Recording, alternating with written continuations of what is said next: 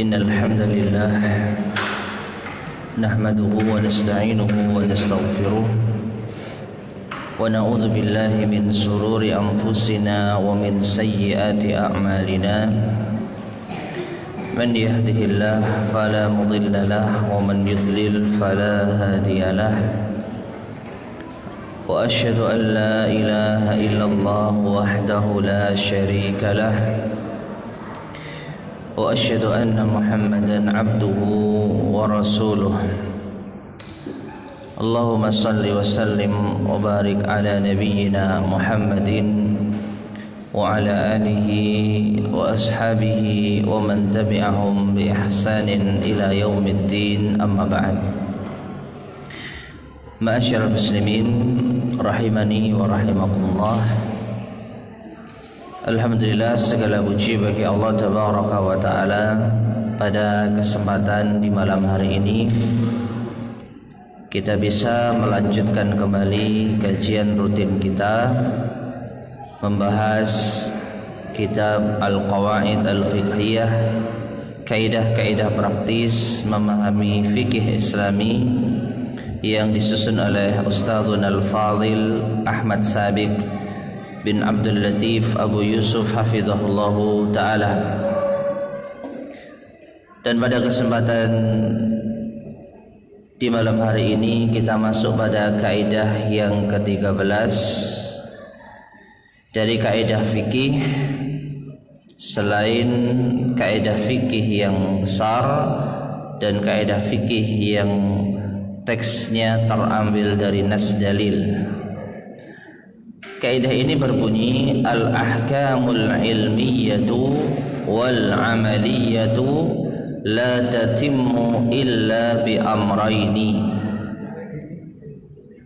Hukum-hukum ilmu atau amal tidak sempurna kecuali dengan dua perkara: wujudu syurutiha wa arkaniha wa intifa'u mawani'iha,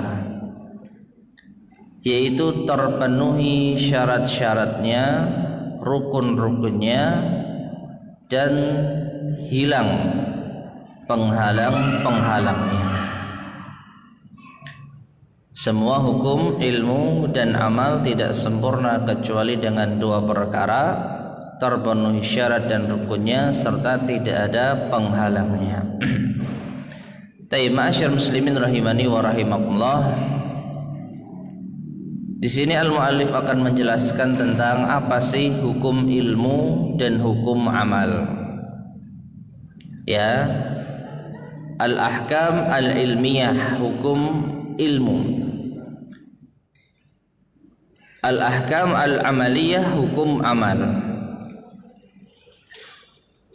Kalau kita melihat ungkapan para ulama yang lain, mungkin kita pernah mendengar istilah ada usul dan ada furu'. Nah, kurang lebih itu yang dimaksud. Namun di sini al-muallif nampaknya ingin memperkenalkan kepada kita ataupun untuk menghindar istilah usul dan furu'. Usul prinsip, inti, furu' itu cabang. Seakan-akan Allahu a'lam bishawab, beliau ingin menghindar menyebutkan usul dan furu'. Karena terkadang istilah usul dan furu' ini disalahgunakan oleh sebagian kalangan. Mereka mengatakan kalau itu perkara usul, prinsip, maka intinya harus benar-benar dijaga. Tapi kalau masalah furu' diremehkan. Ya, oleh karena itu beliau menggunakan dengan ungkapan yang lain, al-mas'alah atau al-ahkam al-ilmiyah wal amaliyah. Lebih jelas kita baca penjelasan dari al-muallif hafizahullahu ta'ala. Makna kaidah al-ilmiyah adalah hukum yang tidak berhubungan dengan amal perbuatan, yang biasa disebut oleh para ulama dengan hukum yang berhubungan dengan akidah. Hukum yang berhubungan dengan akidah. Ya, karena kebanyakan akidah itu diambil berdasarkan ilmu. kita mendengarkan wahyu dari Allah Subhanahu wa taala yang langsung kita yakini, tidak terkait dengan hukum dalam suatu perbuatan. Ya, akidah biasanya kita ambil dari Al-Quran, As-Sunnah. Ini semua sifatnya apa? Ilmiah, bukan amaliyah. Kalau amaliyah itu sholat, puasa, zakat. Tapi kalau akidah, iman kepada Allah, kepada malaikat, tidak ada kaitannya secara langsung dengan amal, tapi keyakinan. Oleh karena itu dinamakan pula dengan al-ahkam atau al-masail al-ilmiyah, atau yang tadi sempat kita singgung al-usuliyah, masalah-masalah prinsip, al-aqdiyah, masalah-masalah akidah. Taib. Adapun al-amaliyah adalah hukum yang berhubungan dengan amal perbuatan, baik perbuatan lisan maupun anggota badan lainnya, juga baik yang berhubungan dengan Allah Ta'ala saja, misalnya salat, puasa dan lainnya, maupun yang berhubungan dengan sesama, misalnya hukum jual beli, sewa menyewa, pernikahan, perceraian, jihad dan lainnya. Nah, ini masuk ke dalam hukum amaliyah, al-ahkam al-amaliyah, karena yang dibahas adalah masalah amalan, bukan keyakinan. Nah, dari sini ma'asyar muslimin rahimani wa rahimakumullah, bisa sedikit kita simpulkan bahwasanya permasalahan agama kita secara umum terbagi menjadi dua. Masalah yang terkait dengan i'tiqad, keyakinan, akidah, yang disebut dengan al-masail al-ilmiyah atau al-usuliyah, atau al-ahkam al-ilmiyah al-usuliyah. Dan masalah yang terkait dengan amal perbuatan yang dikenal dengan al-ahkam al-amaliyah. Contoh, masalah takdir. Ini akidah atau amal? Ilmiah, akidah, sahih. Ya. Masalah beriman tentang turunnya Dajjal di akhir zaman. Ini ilmiah atau amaliyah? Ilmiah. Masalah tentang Ya'juj dan Ma'juj, ilmiah atau amaliyah? Ilmiah. Masalah tentang Sirat, adanya jembatan di hari akhir setelah manusia dihisab di akhirat, masalah ilmiah. Ya. Nah, sedangkan masalah amaliyah adalah masalah yang terkait dengan amal perbuatan, yang telah disebutkan contoh-contohnya oleh al-muallif hafizahullahu taala. Jelas ya? Jadi masalah ilmiah terkait dengan akidah, terkait dengan keyakinan, masalah amaliyah terkait dengan perbuatan. Sekarang syurutuha, ya, ada istilah syurutuha, syarat. Syarat dalam istilah para ulama adalah sesuatu yang harus ada untuk sahnya sesuatu lainnya, dan dia bukan merupakan hakikat dari sesuatu tersebut. Paham nggak kira-kira kalau hanya kita jelaskan semacam ini? Syarat dalam istilah para ulama adalah sesuatu yang harus ada untuk sahnya sesuatu lainnya, dan dia bukan merupakan hakikat dari sesuatu tersebut. Contoh, langsung contoh. Dengan contoh biasanya lebih jelas permasalahannya. Bersuci adalah syarat sahnya sholat. Alangkah baiknya jika ditambahi. Bersuci adalah syarat sahnya sholat. 6. Rasulullah sallallahu alaihi wasallam bersabda, "Innallaha la yaqbalu salatan bighairi tahurin." Sesungguhnya Allah tidak menerima salat tanpa bersuci. Ini dalil kalau bersuci adalah syarat sahnya salat. Kenapa? Karena kalau tidak ada bersuci, tidak diterima oleh Allah. Tidak diterima menunjukkan salatnya tidak sah. Maka Seseorang yang mengerjakan sholat harus dalam keadaan bersuci. Karena kalau tidak dalam keadaan bersuci maka sholatnya tidak sah. Dari sini coba kita kembali kepada penjelasan dari penulis. Ya, syarat dalam istilah para ulama adalah sesuatu yang harus ada. Kita masukkan sesuatu yang harus ada di sini. Contohnya bersuci. Untuk sahnya sesuatu lainnya. Sesuatu lainnya kita masukkan di sini apa? Salat. Jadi bersuci harus ada untuk sahnya salat. Jelas ya? Jadi sesuatu yang lain yang dimaksud adalah ibadah yang dengannya akan menjadi sah. Dengan apa?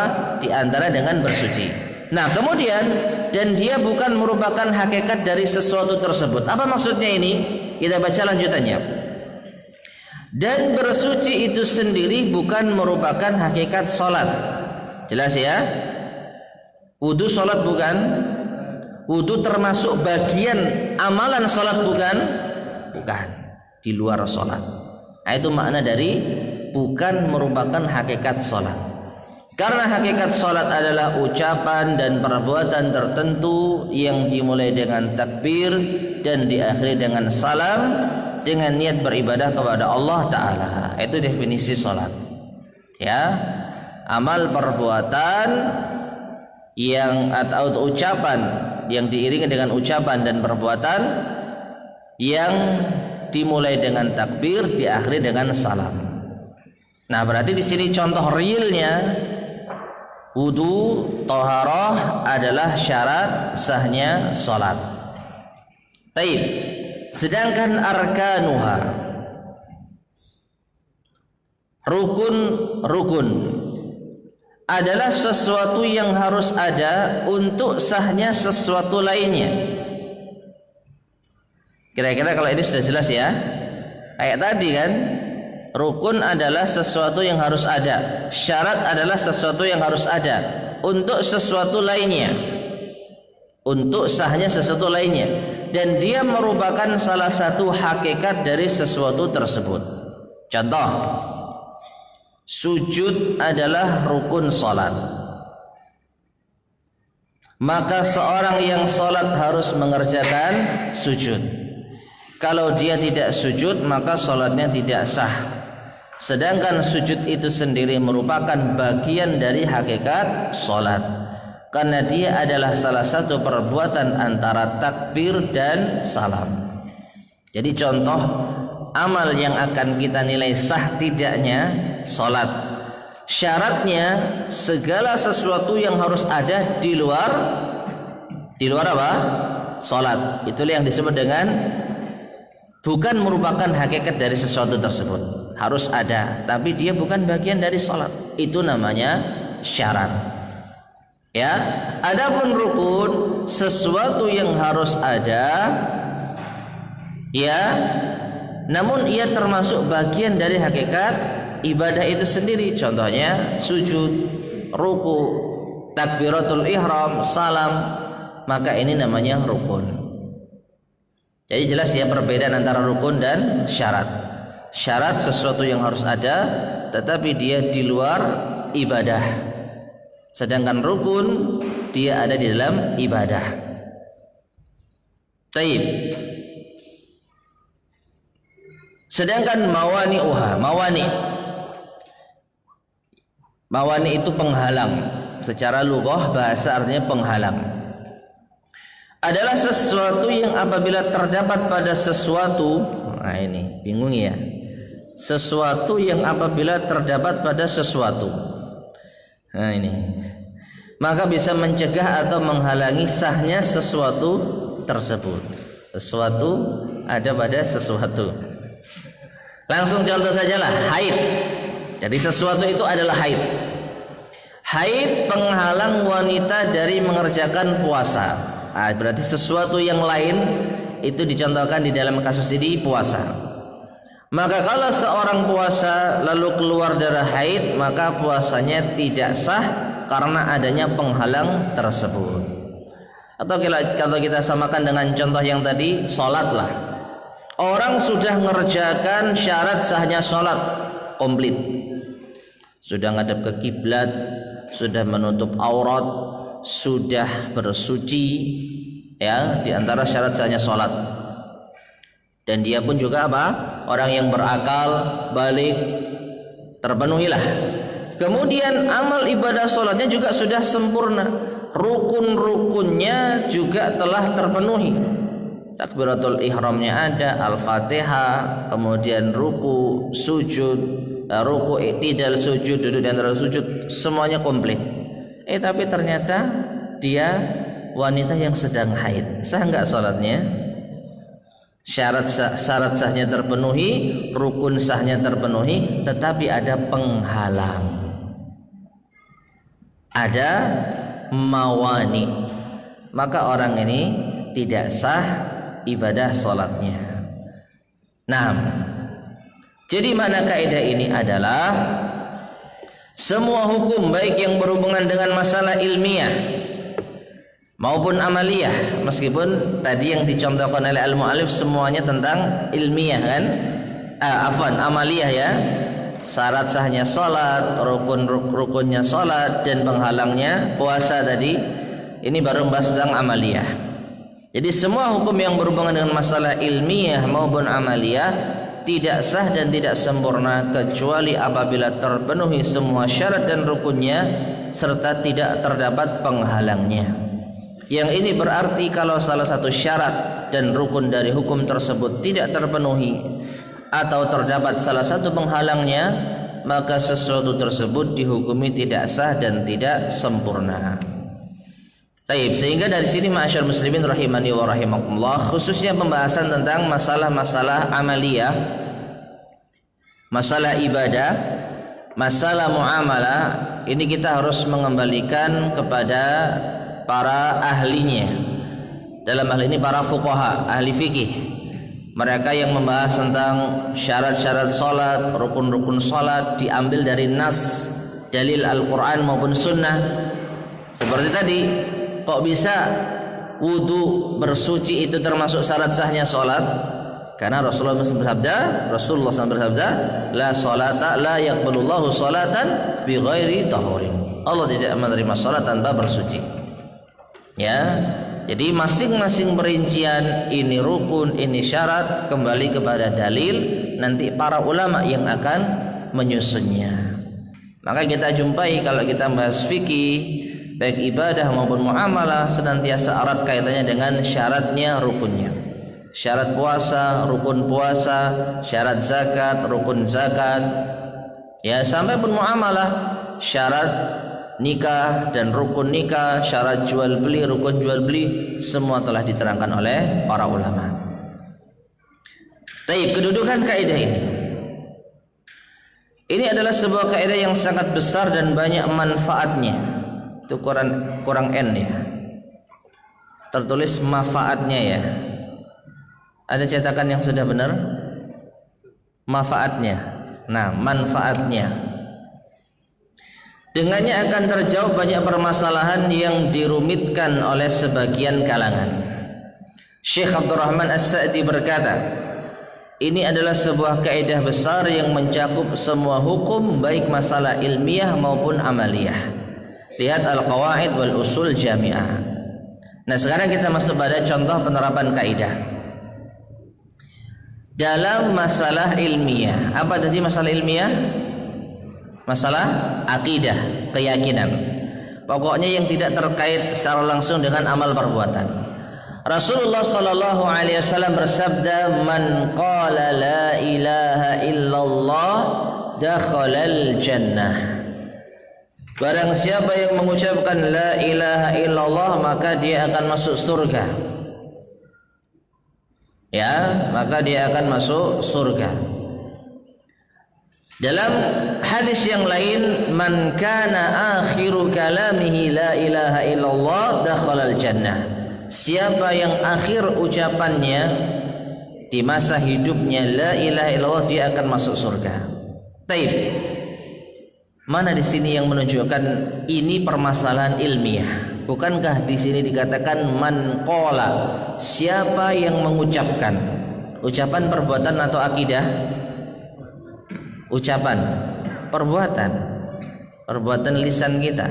Tapi kenapa atau apa yang menjadi sebab ini masuk dalam masalah ilmiah?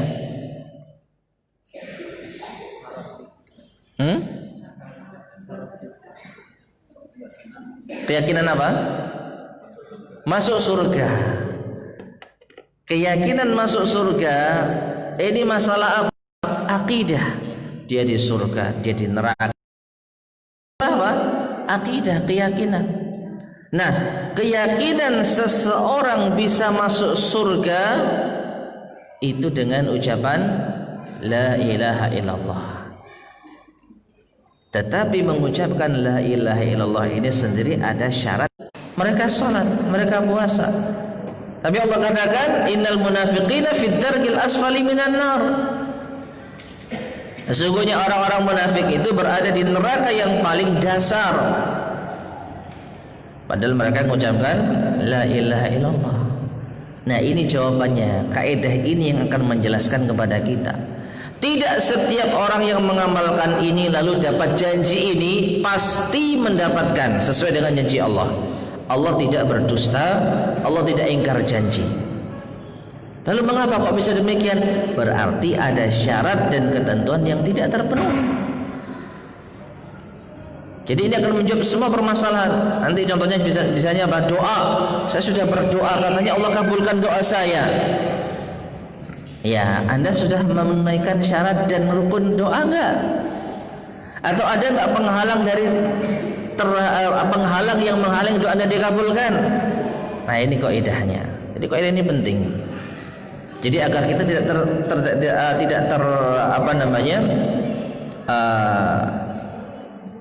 agar kita tidak masuk ke dalam kesalahan di dalam memahami ayat maupun hadis. Banyak hadis tentang janji-janji Allah yang mana ini kembali kepada masalah akidah. Allah berjanji demikian dan demikian. Termasuk di antaranya hadis ini, siapa mengucapkan la ilaha illallah dia akan masuk surga. Baik, kita baca penjelasan dari al-mu'allif hafizallahu taala. Banyak orang yang memahami bahwa hadis ini menunjukkan bahwa semua orang yang pernah mengucapkan kalimat tauhid ini maka dia akan masuk surga. Benarkah demikian secara mutlak? Jawabannya tidak mesti, tidak benar.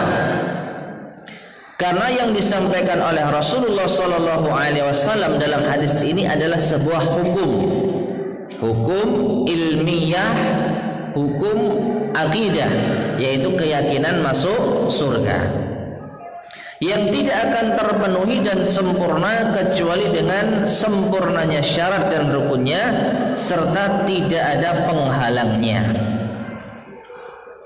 Sedangkan rukun la ilaha illallah, ini kita sudah masuk ke dalam rukun la ilaha illallah. Rukun la ilaha illallah adalah menafikan dan menetapkan. Apa menafikan? Meniadakan dan menetapkan, yaitu menafikan semua sesembahan dan hanya menetapkan kepada Allah Azza wa Jalla saja. Menafikan seluruh Tuhan yang disembah dan menetapkan hanya Allah semata. Nah, ini rukun la ilaha illallah. Berarti kalau ada orang yang tidak menafikan sesembahan-sesembahan, ya, jadi dia menyembah semuanya termasuk menyembah Allah, berarti la ilaha illallahnya rukunnya tidak terpenuhi. Anak-anak, ayo, anak-anak, main di luar atau di sini duduk diam, pilih mana? Pak Taufik, monggo dikondisikan.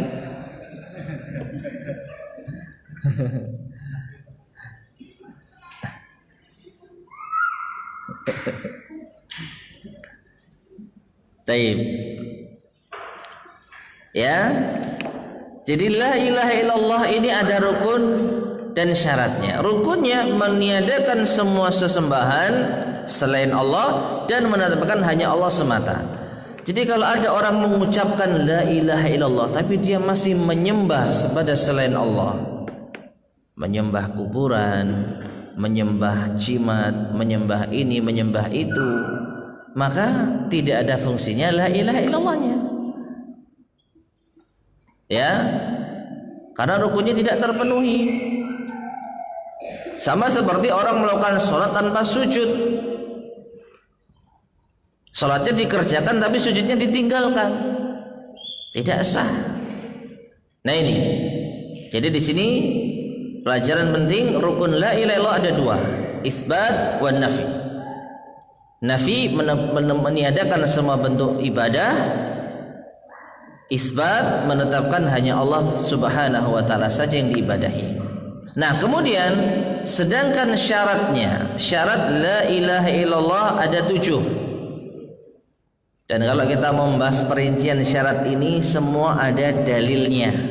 Kita bisa merujuk kepada kitab-kitab akidah, kitab tentang tauhid yang dikumpulkan dalam suatu bait, ilmun yaqinun wa ikhlasun wa sidquka ma'a mahabbatin wa inqiyadin wal qabulu laha wa zida minhal kufranu minka bima siwal ilahi minal awthani qad ulliha.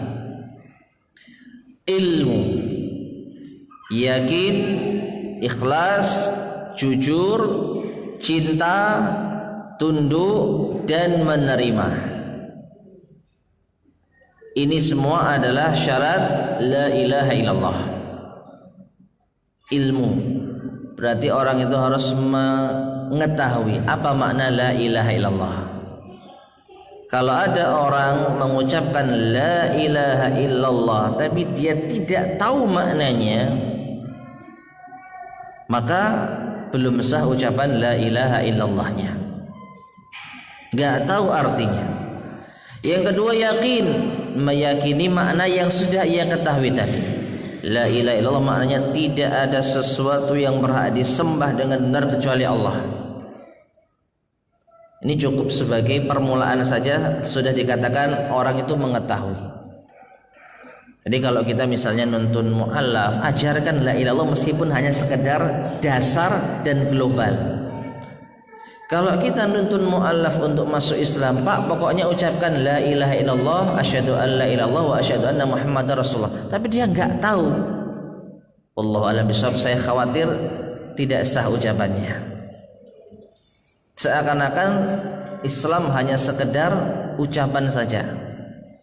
Sedangkan orang-orang kafir di zaman dahulu, mereka menghindar dari kalimat la ilaha illallah karena faham maknanya. Karena tahu kalau sampai mereka mengucapkan la ilaha illallah, mereka harus putuskan semua hubungan dengan berhala-berhala. Dan mereka enggak mau. Innahum kanu idza qila lahum la ilaha illallah yastakbirun wa yaqulun a inna la tariku alihatina li sya'irin majnun. Sesungguhnya mereka ketika diseru untuk mengucapkan la ilaha illallah, mereka sombong. Mereka mengatakan, apakah kami akan tinggalkan sesembahan-sesembahan kami demi mengikuti seorang penyair yang gila.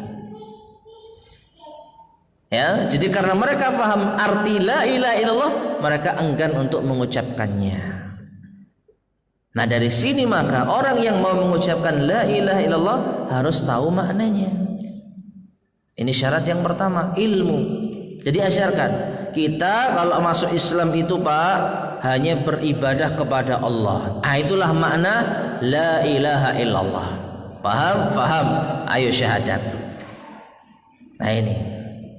Jadi la ilaha, tidak ada Tuhan yang disembah, tidak ada Tuhan yang diibadahi illallah kecuali Allah. Nah dia sudah tahu paling tidak secara global. Setelah tahu dia harus yakin, nggak boleh ragu. Benar tak Tuhan itu hanya Allah? Benarkah Tuhan yang disembahnya Allah? Ini ragu. Maka syaratnya tidak terpenuhi kalau ragu. Jadi harus yakin. Kemudian yang ketiga ikhlas, harus ikhlas dalam mengucapkan. Tidak ada tendensi yang lainnya. Yang keempat harus jujur, bukan dusta. Bukan hanya sekedar diucapkan tetapi sebenarnya ia tidak jujur. Kemudian yang keempat, yang kelima, mahabbah, cinta. Seorang harus mencintai kalimatut tauhid la ilaha illallah. Dari sini termasuk di antara hal yang miris, ketika ada kalimatut tauhid la ilaha illallah dihinakan, sebagian orang ada yang justru membelanya, mengkaitkan kalimatut tauhid dengan ormas tertentu, ya kan? Kalimatut tauhid ini yang dibawa-bawa. Kalimatut tauhid la ilaha illallah harus kita cintai. Adapun perbuatan ormas yang katakanlah keliru dan menyimpang, ya kita tindak sebagian mestinya. Tapi kalimat ini tetap harus dicintai, nggak boleh untuk kita nodai. Bahkan termasuk di antara keimanan, kalau ada kalimat tauhid yang dihinakan, ya kita harus harus ada kemarahan, harus muncul rasa marah sebagai pembelaan kita terhadap kalimat tauhid la ilaha illallah. Maka kita nggak habis pikir ada orang Islam yang menghinakan kalimat tauhid la ilaha illallah, khawatir syarat la ilaha illallahnya gugur di sini, dia menghinakan dan tidak mencintainya. Taib. Kemudian wangqiyadin, tunduk. Ketika kita mengucapkan la ilaha illallah, maka kita harus tunduk dengan konsekuensinya. Tinggalkan semua bentuk peribadatan selain Allah. Wal qabulu laha, dan yang ketujuh, menerima. Sama ya, hampir sama. Menerima segala macam konsekuensi dari la ilaha illallah.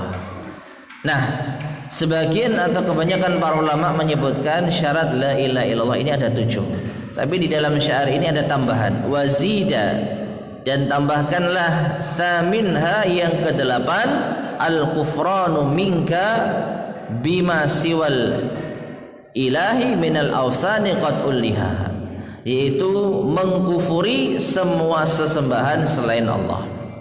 Jadi sebagai penyempurna saja. Nah, kita lanjutkan. Maka orang yang mengucapkan la ilaha illallah namun masih menyembah juga kepada yang lainnya, maka tauhidnya tidak sah.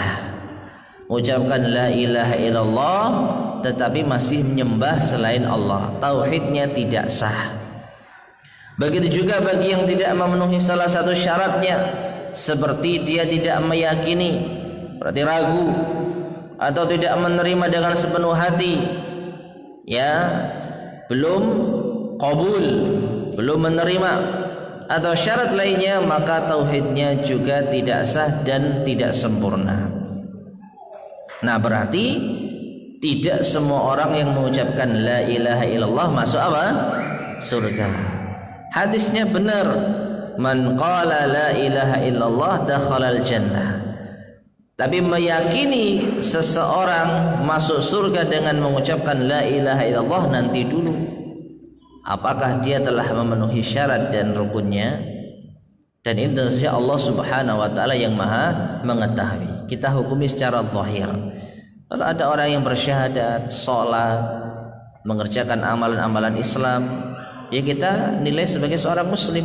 Tapi apakah dia nanti akan masuk surga gara-gara ucapan la ilaha illallahnya? Nanti dulu, tergantung syarat dan rukun apakah sudah ia penuhi atau belum, dan ini tentu kembali kepada Allah Subhanahu wa taala. Baik, demikian juga kalau terdapat salah satu penghalangnya, semisal kalau dia murtad atau melakukan salah satu perbuatan yang menyebabkan dia keluar dari Islam. Jadi la ilaha illallah yang sudah terpenuhi tadi, tiba-tiba orang ini murtad, dan murtad termasuk di antara penghalang seseorang masuk surga. Jadi dia pernah yakin, pernah ikhlas di dalam mengucapkan la ilaha illallah, syarat dan rukunnya terpenuhi semua, tapi di akhir hayatnya dia murtad. Maka inilah penghalang la ilaha illallah, sehingga dia tentu saja tidak akan masuk ke dalam surga.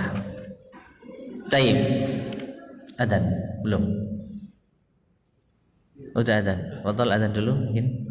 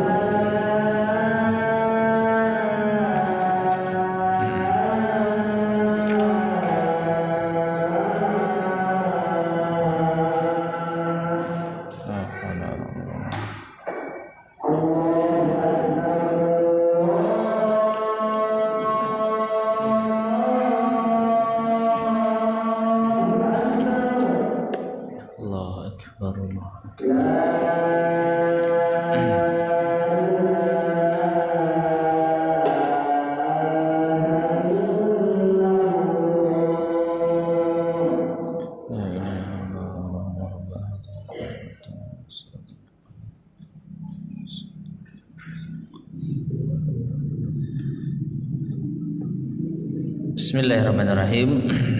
Ma'asyiral muslimin rahimani wa rahimakumullah. Kita lanjutkan satu contoh lagi yang terkait dengan hukum ilmiah, masalah akidah atau keyakinan. Rasulullah sallallahu alaihi wasallam bersabda an Jabirin, dari Jabir bin Abdullah qala, ia berkata, la'ana Rasulullah sallallahu alaihi wasallam akilar riba wa mukilahu wa katibahu wa syahidaihi wa qala hum sawa. Dari Jabir bin Abdullah radhiyallahu anhu, ia berkata bahwasanya Rasulullah sallallahu alaihi wasallam melaknat pemakan riba, yang memberi makan riba, penulis akad riba, dan kedua saksinya. Mereka semua sama. Hadis sahih riwayat Imam Muslim. Taib. Di sini permasalahan tentang riba, tapi dimasukkan ke dalam contoh masalah ilmiah. Kira-kira mana? Hah? Mana dalam neraka di sini? Hah? Mana? Hah? di awal hadis. Melaknat Rasulullah SAW, melaknat. Apa itu laknat? Dijauhkan dari rahmat dan ditimbakan azab. Berarti keyakinan seseorang itu terlaknat. Karena apa? Riba. Jelas ya? Apakah orang ini terlaknat? Karena dia adalah pemberi makan riba. Dia adalah yang memakan riba. Dia menjadi saksi riba, dia menulis akad riba. Apakah dia terlaknat? Nanti dulu. Nah, ini kita bahas. Lalu muncul pertanyaan, apakah semua orang yang pernah melakukan transaksi riba akan terlaknat sebagaimana yang termaktub dalam hadis yang mulia ini? Kalau kita zahir-zahiran, pokoknya yang masuk hadis ini terlaknat, selesai. Dia pernah menjadi saksi riba, terlaknat dia. Itu orang terlaknat. Dia memberi makan riba, itu orang terlaknat tuh. Nah, kalau seperti ini akan kacau keadaannya. Karena ini masalah ilmiah. Meyakini seseorang dilaknat, terlaknat, ini tidak gampang. Sebagaimana meyakini seseorang masuk surga, itu ahli surga, itu ahli surga. Kenapa dia mengucapkan la ilaha illallah? Ini juga enggak gampang. Dan ini sudah kita bahas tadi. Tidak semua yang mengucapkan la ilaha illallah terpenuhi syarat dan rukunnya. Demikian pula dalam masalah dosa riba. Nah, jawabnya tidak, karena kandungan hadis ini adalah sebuah hukum ilmiah. Keyakinan seseorang terlaknat, dan itu butuh terpenuhi syarat, rukun, dan hilang penghalangnya. Maka orang yang makan harta riba, berfatwa bolehnya riba, atau menjadi saksi riba, bisa saja tidak terkena laknat apabila ada penghalangnya. Semisal dia jahil, tidak mengetahui keharamannya, atau dia muawwil, mentakwil dan menganggap bahwa itu bukan riba. Pembahasan tentang masalah ini cukup panjang, tapi intinya bisa jadi dia salah di dalam menentukan sesuai dengan ijtihadnya, bukan salah karena mengikuti hawa nafsu, ya. Atau dia telah bertobat, benar dia dulu pemakan riba dan pemberi makan riba, tapi dia sudah taubat, dan taubat termasuk di antara penghalang seseorang mendapatkan laknat dan azab, ya. Nah, seperti itu. Atau dia telah bertaubat, atau amal perbuatan soleh dia lebih banyak daripada dosa ribanya, atau penghalang lainnya.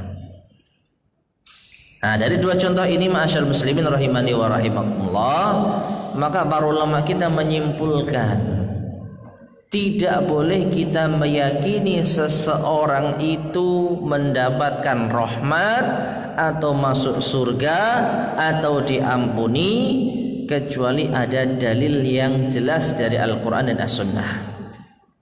Kalau selama tidak ada dalilnya, maka kita hanya bisa berharap.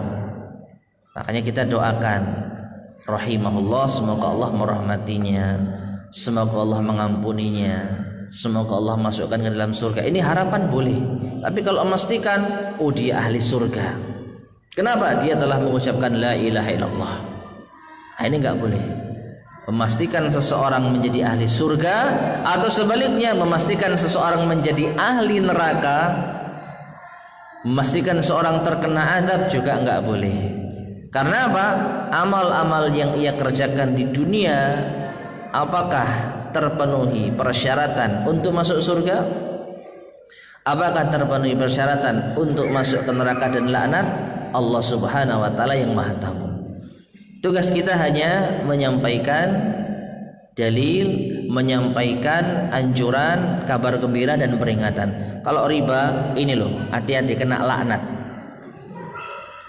Ya, kalau mau masuk surga ucapkan la ilaha illallah. Nah, ini boleh kita. Ini tugas kita. Tapi menghukumi manusia sehingga memunculkan keyakinan dia ahli surga, dia ahli neraka, ini bukan kita. Bukan wewenang kita. Karena semua ada syarat dan rukun-rukunnya. Karena ini masalah apa tadi? Akidah, keyakinan yang harus berdasarkan ilmu. Sedangkan kita nggak tahu ilmu seseorang, hati seseorang kan kita nggak tahu. Dia mengucapkan la ilaha illallah, ikhlas nggak, jujur nggak? Yang tahu siapa? Allah Subhanahu wa taala. Maka yang menetapkan dia masuk surga atau bukan Allah. Kita hanya melihat zahirnya dan berharap mendoakan. Sebaliknya orang yang jatuh pada dosa, di antaranya riba, ya kita khawatir dia terkena laknat, tapi kita nggak tahu dia dilaknat benar atau tidak. Karena bisa jadi di akhir hayatnya dia taubatnya diterima oleh Allah, atau kebaikannya lebih banyak dibandingkan dengan dosa ribanya. Siapa yang tahu? Cuman tetap kita waspada. Pemakan riba hati-hati dengan hadis Rasulullah ini, dilaknat. Ini yang bisa kita sampaikan. Tapi meyakini seseorang tidak boleh. Wallahu ta'ala alam bissawab. Baik, ma'asyar muslimin rahimani wa rahimakumullah, insyaallah kita cukupkan sekian. Contoh ketiga akan kita lanjutkan biidznillah pada pertemuan berikutnya. Sampai sini barangkali ada yang ditanyakan, tafadhol silakan. Ya.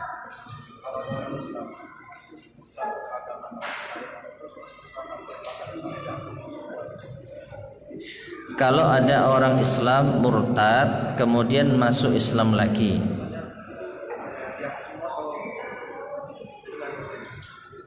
kalau secara zahir Islam menghapus apa yang telah berlalu dari dosa-dosanya, sampai pun dia murtad lagi. Maksudnya Islam murtad kemudian Islam lagi kan? Ya. Tapi ya Allah alam kepastiannya. Yang jelas kita hukumi secara zahir. Dia muslim meskipun pernah murtad, mungkin gitu ya. Nah, kita hukumi zahirnya saja. Adapun hakikatnya di akhirat bagaimana kita serahkan kepada Allah Subhanahu wa taala. Tidak lebih dari itu. Wallahu a'lam bishawab. Ada lagi yang tanyakan?